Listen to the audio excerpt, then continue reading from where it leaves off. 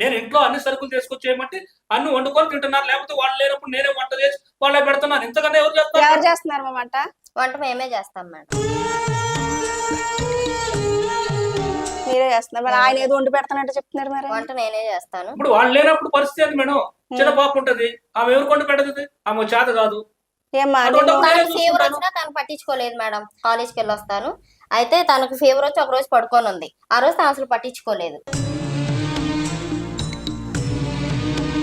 మరి మేడం ప్రతి ఒక్క దాన్ని పిల్లల్ని చూసుకుంటే బాధ్యత నీదన్నప్పుడు, జ్వరం వచ్చింది అన్నప్పుడు హాస్పిటల్ తీసుకెళ్ళాలి లేదా? నువ్వు చూసుకోవాలి కదా. చూసుకోవాలి మేడం. మరి ఎందుకు చూసుకోలేదు తను చెప్పండి? అప్పటికే నేను టాబ్లెట్ తీసుకొని ఇచ్చాను, టాబ్లెట్ ఇచ్చాను. లేదు, నేను వచ్చేసరికి ఆమె అంతే పడుకొని ఉంది మేడం. ఏమ్మా ఇవ్వలేదా? నేను కాలేజ్ నుంచి పడుకోనే ఉంది.